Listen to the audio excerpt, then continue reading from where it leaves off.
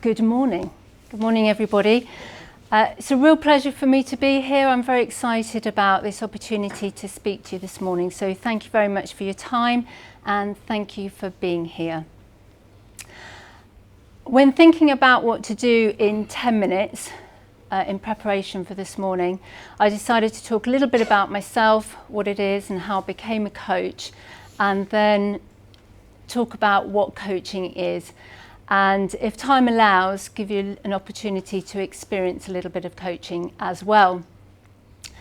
I'm Vicki Bromwich. I'm the owner of Innate Coaching Limited, and I'm a professional qualified personal development coach.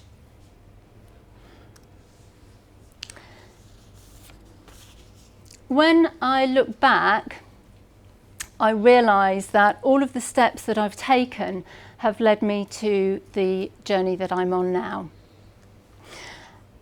Not least when I was in my 20s, I was a fitness instructor. And that's when I was working for some of that time on the cruise ships over in the States. And it's no coincidence that the first textbook that I bought was a psychology book. So in becoming a coach, I've combined both the ability to work with our physiology and the body and with the mind. In my 30s and 40s, I predominantly worked in the built environment, mainly in project management, program management roles, and framework roles looking after public sector clients. And I love design. I love form and function, anything, the design of a pencil, the design of a chair, the design of a building. So it's hardly surprising that I'm now working in the field of design thinking. In every practical sense, in my 30s and 40s, I appeared to be doing really well. I worked hard, I took the opportunities for promotion, I was well paid. However, that was on the surface, and I was actually struggling. I was overcommitting, and I had no social life. I was disconnected from my families and friends, and I, despite doing voluntary work and supporting charity initiatives, I felt completely unfulfilled. I wasn't aware of my boundaries, I wasn't sure what my values were, and I'd lost that sense of self. I was working really, really hard, and ultimately I was struggling to sustain the optimum lifestyle that I was striving for. So in recognising this pattern, and the pattern was that I would get a job, do well, burn out after about 5 or 6 years or so, and that was happening over a 20-25 year period. Recognising this pattern, I wanted to do something different, which is what I did a couple of years ago. And it transpires that I'm not on my own. So these are some statistics. The top two figures are taken from HSE labour force study. So 12.8 million days were lost to stress, depression, anxiety 2018-19. That's 54% of all working days are lost, and it's an endemic now. In January, Deloitte released a report, Mental Health for Employers, and the case for investment, and estimated that 42 to 45 billion pounds per annum to UK companies of cost of poor mental health, which for me that's an astronomical figure, both financially in terms of lost production, lost productivity, but critically the human cost as well.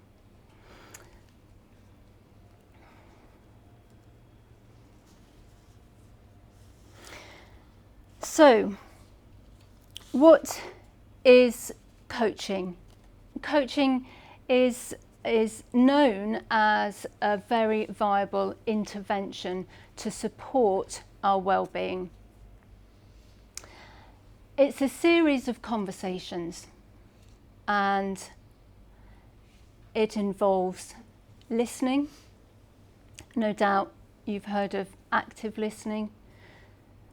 And when we're coaching in a coaching environment, the listening is a contextual listening. So I'm listening for the context that the client is talking to me and the impact of that context. I'm also observing their body language, their physiology, and we live our life in our bodies. Our experience is through our bodies, and how that is showing up in their bodies today. Coaching is asking questions, getting curious. I have no agenda when I'm with my clients, and I'm coming from a position of not knowing. I'm completely curious to discover what their world is and how they see that world for themselves.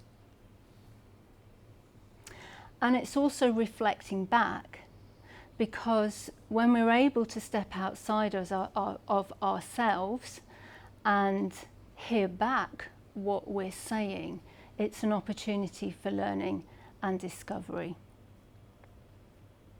And it's also about creating a safe and confidential space, a psychologically safe space. One of my passions is to create more coaching cultures within organisations. Wouldn't it be wonderful if all of our conversations took place on this basis, and how much improved dialogue and relations that we can have, not just with ourselves, but with others, within our relationships with our families, our friends, our colleagues, our international allies, and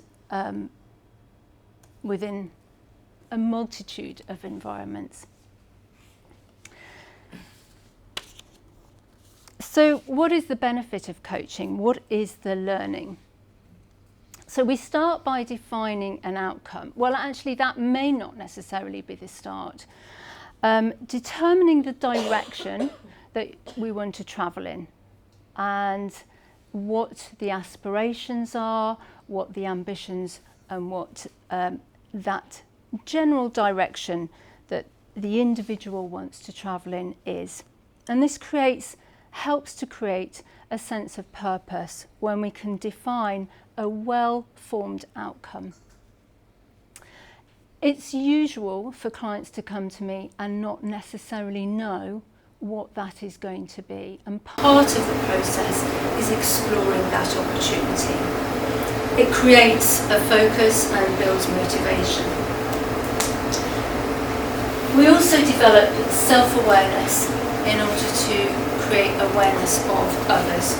So by eliciting our values and exploring our beliefs, we create the foundations to be in a position of choice and taking responsibility.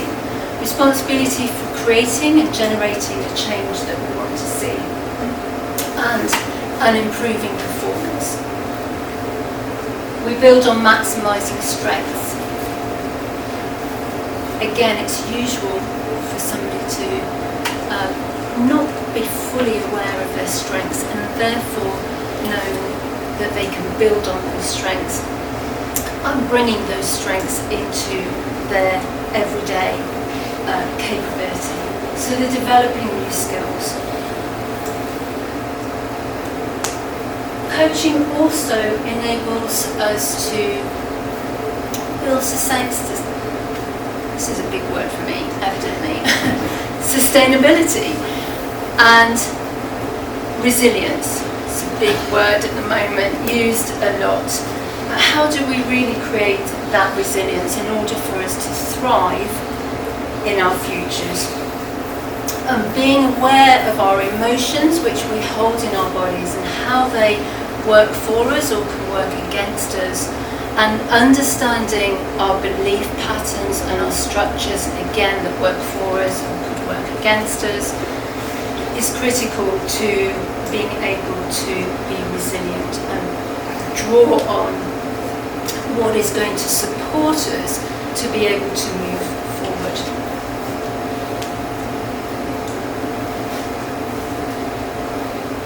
And breathe.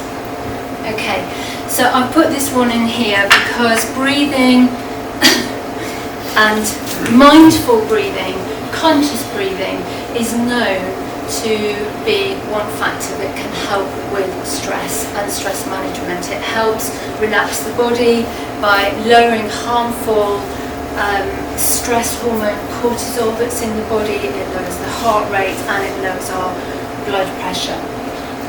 So I mentioned at the outset there's going to be an opportunity for some audience participation, and I'd like to take this opportunity if you would like to join in. We're just doing a little bit of breathing, some conscious breathing. I appreciate you breathing now.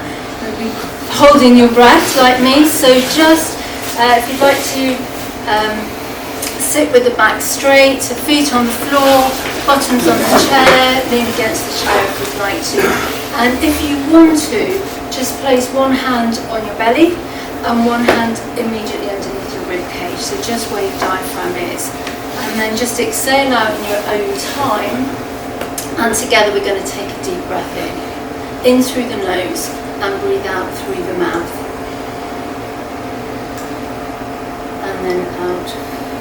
And as you're breathing out, your belly will contract, and as you breathe in, your belly will rise as your diaphragm falls. It's quite challenging for me to do this as I'm talking, so just finding your own rhythm, a nice deep breath in, and just the breath helps connect the body with the mind, and focusing on that breath in and out.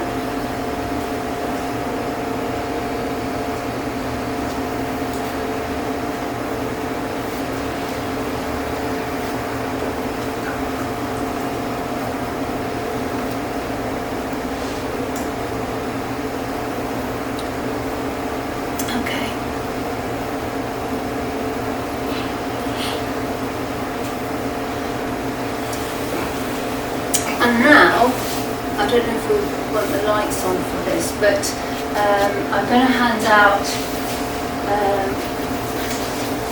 some.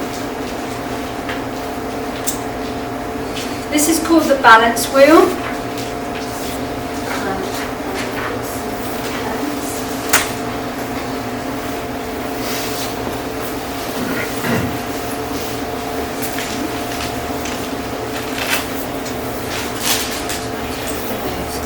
If you've got a pen, that's great. If you want to partake, it's this is a good starting position. It's a bit of a stock take. When we look at which direction we want to go in, it's always a good idea to know where we are starting from. Otherwise, how are we going to know how to get there? Oh, sorry.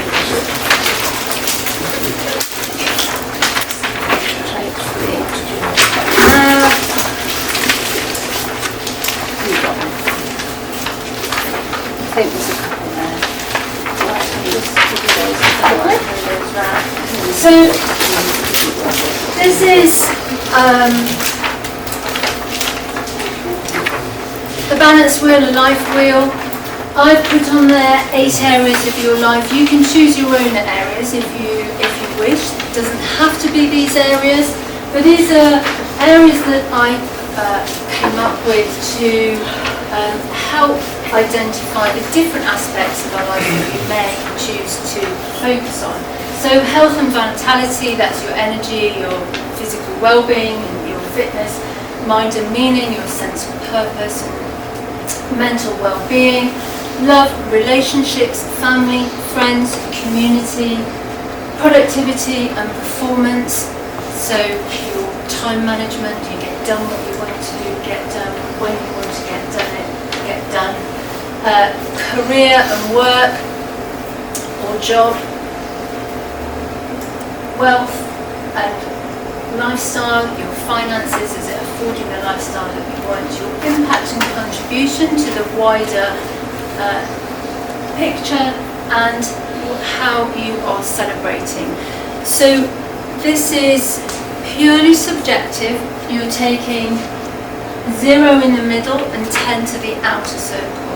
And I'm going to ask you just in your own time to rate where you are at this moment in time in any one of those fields, so all of those fields, and then draw a line between each, within each area. So it will potentially look something like this.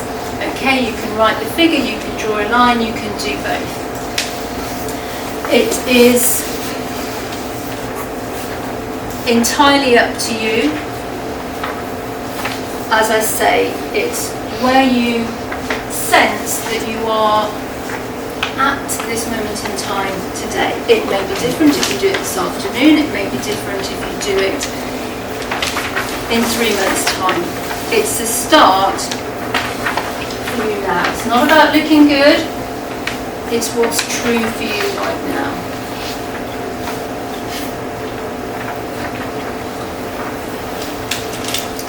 Just take a few moments to reflect and create this snapshot for yourself.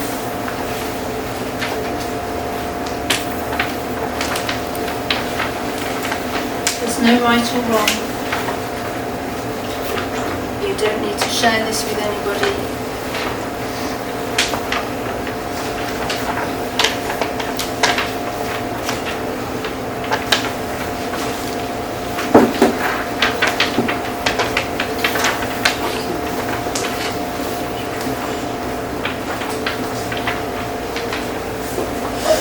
Shall we put numbers to it or leave the numbers out? Yeah. What do you mean by mind and meaning? Your mental well-being, sense of purpose. How many fish you can catch in a day? That's it. As I say, these are examples. It could be physical environment, career, money, health, family and friends. And you're taking it as an average. You're taking it, because obviously they're very broad subjects. So this tool you can use in many different environments. You could use this for your business. It doesn't need to be 8 segments. You can make it 4. So in your business it could be your business development, your marketing, your customer relationship management, your staff engagement, and rate really where you are at any one time. Okay, so let's get curious. And again, this is just an opportunity for you to self-reflect on what you have, how you've rated that. So when you look at this wheel now, it's taking a few moments. What is it that strikes you about it? It's up to you if you want to contribute. It's really more an opportunity for you to spend this time to reflect for yourself. If you want to speak it out loud, that's great. It's entirely up to you. I'm just posing a few questions here for you to observe where you are on your life wheel at this moment in time.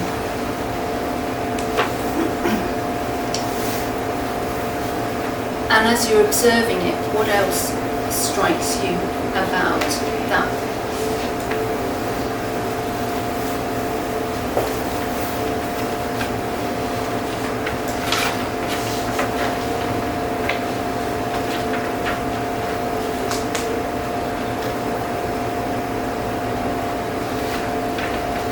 And are there any areas which are affecting some of the areas? So is there what's the relationship between the different aspects?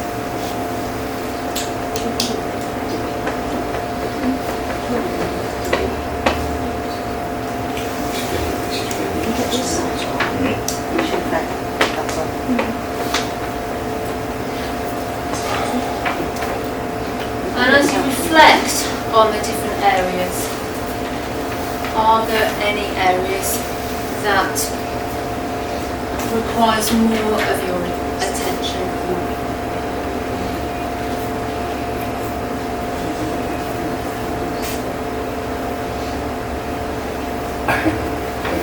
It's very interesting, this is. I fell out with my sister at the first start of this year, and it's slowly coming back together again, but it's affected lots of things since falling out. And we had as probably everybody knows, we had a situation where we had a leak in the house, and it completely bugged the house off, and I needed to stop away for a few days. I asked my brother-in-law if we'd go and stop at his house. He said no. And that really shook me, because I thought he would say, yeah, not a problem, come and stop with us, we'll look after you. And he said, no, you're not coming to our house. And I thought, that's really strange. It really upset the apple cart, because I couldn't deal with that. Because I thought, well, this is not like my sister. But I didn't speak to my sister, I spoke to my brother-in-law. Is he a lager drinker? He is. Oh, well, there you go. Why did he say no? Because you already fell out with your sister, or did you fall out with your sister after he said no? After that, yeah.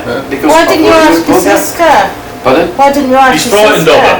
I wanted to speak to my sister, but he picked up the bloody phone. Oh, okay. You should have said, is she in? Can I talk to her? Yeah. I should Oh. have done. And she'd have said no. No, she would have said yes, because I know she would. Because I would have said yes to her. So But it was around the other way. Impact on, Yeah. yeah. So that last Different thing, areas of your life. That makes a big difference.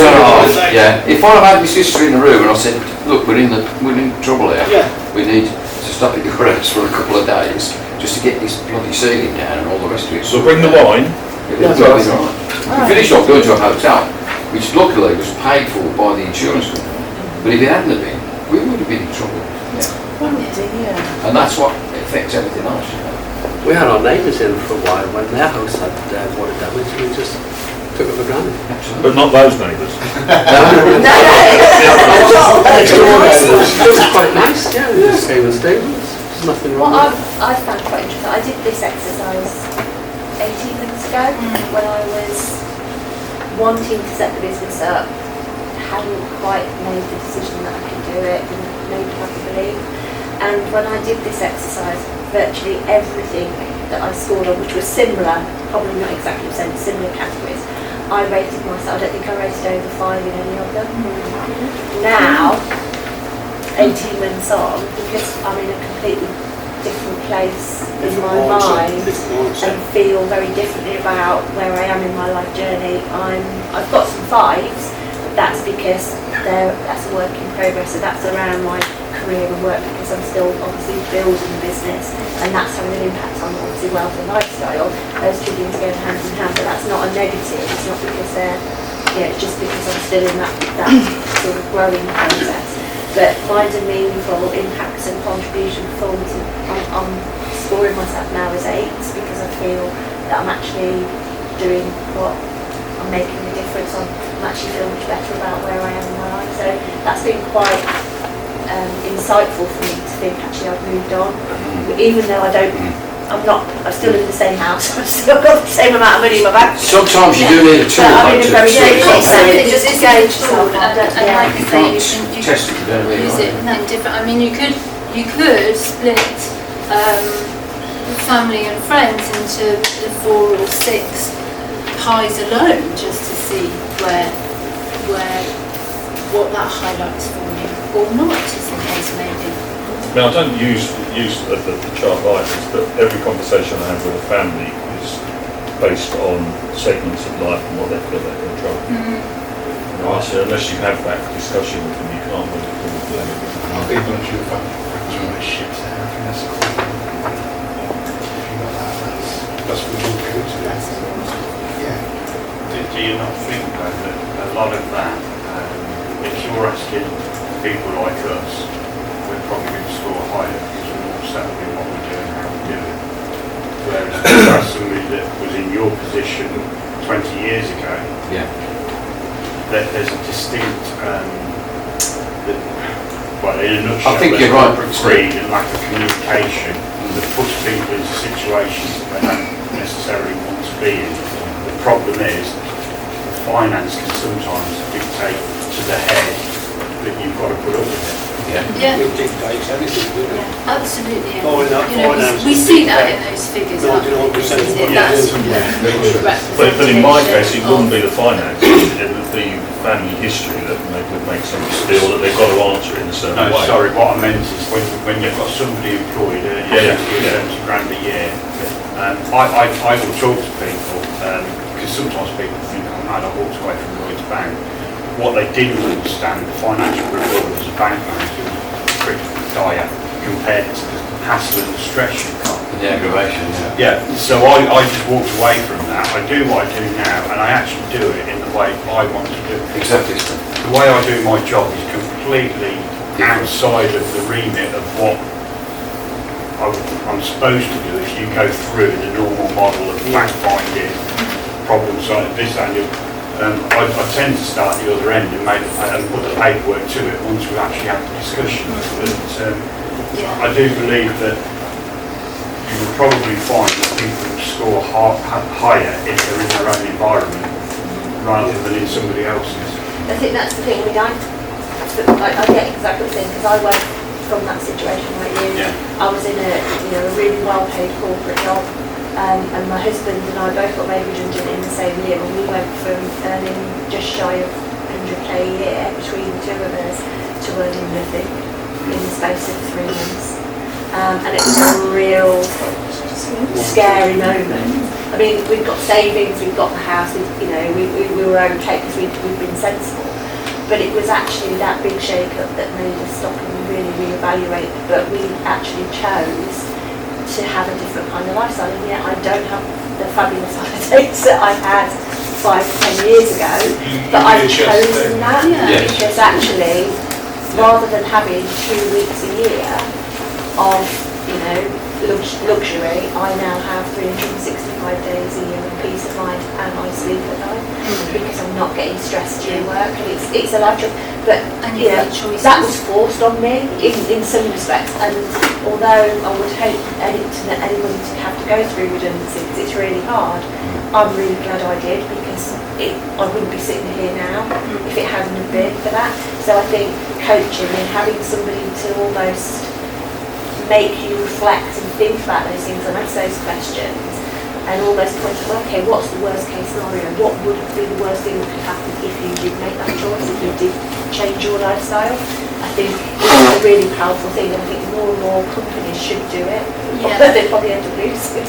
Well, I was going to say that change isn't always as significant as perhaps it had, for us setting up in our own businesses. I work with businesses, and there is definitely a place. It's an intervention, and it helps us create focus and motivation and generate creativity.